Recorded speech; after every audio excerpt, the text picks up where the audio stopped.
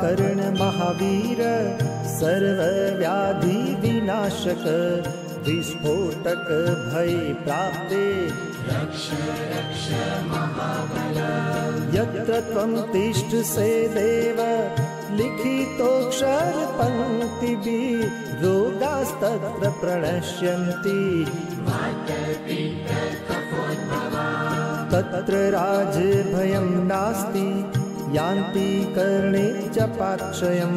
शाकिनी भूतवैताला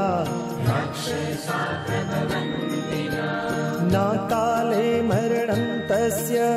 न च सर्पेण दश्यते अग्निचोर भयं नास्ति